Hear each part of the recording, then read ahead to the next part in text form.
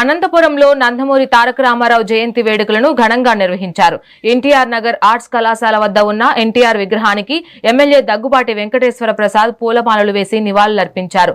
పేదలకు కూడు గూడు గుడ్డ అందించాలనే మహోన్నత లక్ష్యంతో రాజకీయాల్లోకి వచ్చిన ఎన్టీఆర్ ప్రజల గుండెల్లో చిరస్థాయిగా నిలిచిపోయారని ఎమ్మెల్యే కొనియాడారు.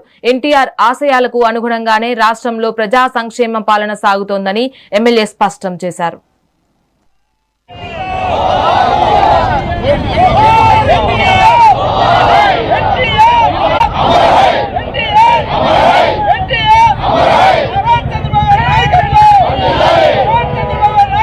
ఎన్టీఆర్ అనేది తెలుగు జాతిని విశ్వవిఖ్యాతిగా నిలిపిన ఘనత ఎన్టీఆర్ గారికి దక్కుతుందని చెప్పి తెలియజేస్తున్నాను. ముఖ్యంగా కేవలం పార్టీ పెట్టిన 9 నెలల కాలంలోనే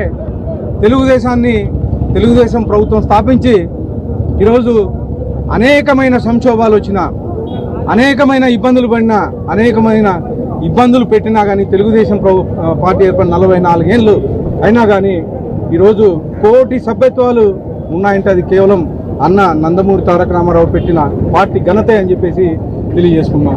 ముఖ్యంగా ఆ రోజు బడుగు బలహీన వర్గాలకి, ముఖ్యంగా బీసీ ఎస్సీ ఎస్టీలకి రాజకీయ ప్రాధాన్యత కానీ, రాజకీయ అవగాహన కానీ, రాజకీయ పదవులు కానీ ఇచ్చిన ఘనత తెలుగుదేశం పార్టీది అని చెప్పేసి తెలియజేస్తాను. దాని తర్వాత అదే పార్టీ అదే క్రమశిక్షణని అదే పంతాన్ని కొనసాగిస్తూ ఇప్పుడు గౌరవ ముఖ్యమంత్రి నారా చంద్రబాబు నాయుడు గారు 44 ఏళ్ళు అయినా కానీ సుదీర్ఘంగా రాజకీయ పార్టీని అలాగే నిలబెడుతూ ముందుకు తీసుకొచ్చిన ఘనత చంద్రబాబు నాయుడు గారిది.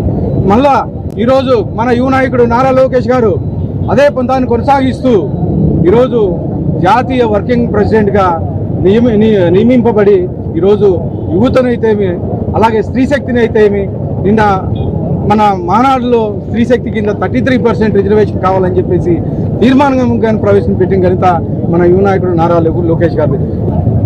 కరువు సీమకు కృష్ణా జలాలు తీసుకొచ్చిన వ్యక్తి అన్న ఎన్టీ రామారావు. ఏదైతే ఆ రోజు 1983లో మద్రాసు రాష్ట్రానికి తాగునీరు లేదంటే దాని ద్వారా రాయలసీమలో తెలుగంగ ప్రాజెక్టు తీసుకొని వచ్చారు. హంద్రీనివా ప్రాజెక్టు, గాలేరు నగరి ప్రాజెక్టు, అదేవిధంగా ఆ రోజు విద్యుత్ శక్తి కొరత ఉన్న సందర్భంలో రాయలసీమ థర్మల్ పవర్ ప్రాజెక్టును కడప జిల్లాలో కూడా ఏర్పాటు చేసి రాయలసీమ అంతా కూడా కృష్ణా జలాలు తీసుకొని వచ్చి రాయలసీమ వాసుల రైతాంగానికి కానీ తాగునీరు సాగునీరు తీసుకొచ్చిన మహోన్నత వ్యక్తి ఎన్టీ రామారావు గారు.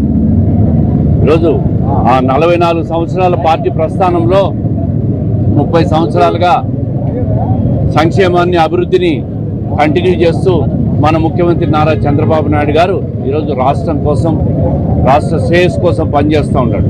అదేవిధంగా భవిష్యత్ కోసం యువనేత నారా లోకేష్ గారు ఈరోజు ఎన్నో విప్లవాత్మక మార్పులు తీసుకొస్తూ రాష్ట్రానికి పెట్టుబడులను ఆకర్షిస్తూ యువతకు భరోసా ఇస్తూ ఉద్యోగ కల్పన కృషి చేస్తున్న నాయకుడు.